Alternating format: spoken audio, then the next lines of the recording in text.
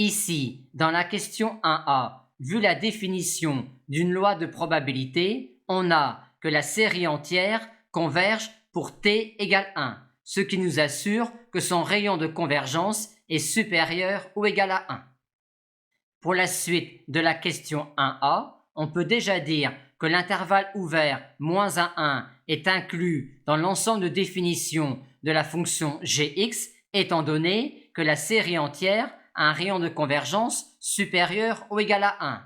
Mais comme la probabilité que x égale n est le terme général d'une série qui converge, on en déduit que 1 appartient à l'ensemble de définition de gx, ainsi que moins 1, étant donné que pour t égale moins 1, la série entière converge absolument. On en conclut donc que le segment moins 1 est inclus dans l'ensemble de définition de gx.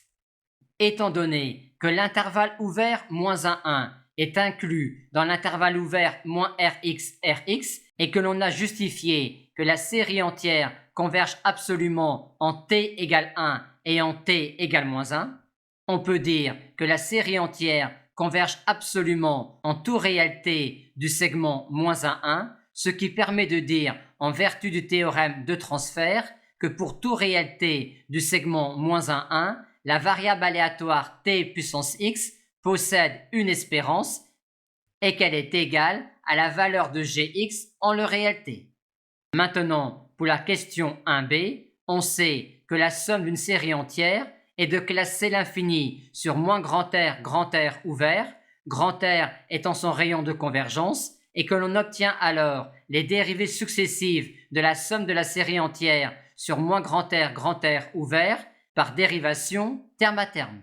Par conséquent, sur l'intervalle ouvert moins 1, on peut écrire que la dérivée km de gx s'exprime ainsi, ce qui nous permet alors, en évaluant cela en t égale 0, d'avoir que la probabilité que x égale k multiplié par k factoriel est la dérivée km de gx en 0.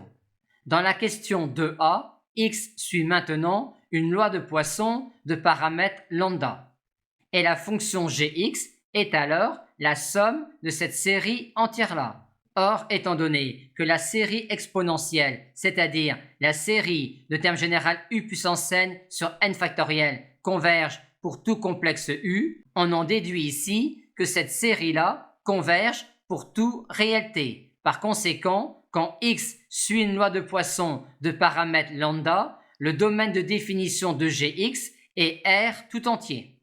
Et grâce à la série exponentielle, on a alors cette expression-là de gx de t pour tout réel t à l'aide des fonctions usuelles.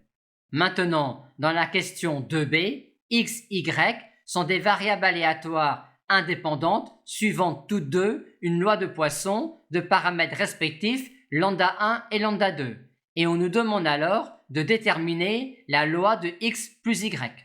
X plus y étant une variable aléatoire discrète à valeur entière, d'après les questions précédentes, on peut dire que sa fonction génératrice est définie à coup sûr sur le segment moins 1 et qu'elle est, pour tout réel t du segment moins 1, l'espérance de la variable aléatoire t à la puissance x plus y, c'est-à-dire encore l'espérance de la variable aléatoire t puissance x multipliée par t puissance y. Or, x et y étant à valeur entière, on peut dire, d'après les questions précédentes, que quand t est un réel du segment moins 1, t puissance x possède une espérance ainsi que t puissance y. Et comme de plus, x et y étant indépendantes, il en est de même pour t puissance x et pour t puissance y, on a alors que sur moins 1, la fonction génératrice de x plus y est également égale au produit de ces deux espérances-là. Or, on a vu dans les questions précédentes que quand t appartient au segment moins 1, on a en fait ici la fonction génératrice de x et ici la fonction génératrice de y. Par conséquent, vu la question 2a, on a alors cette expression-là de la fonction génératrice de x plus y sur le segment moins 1.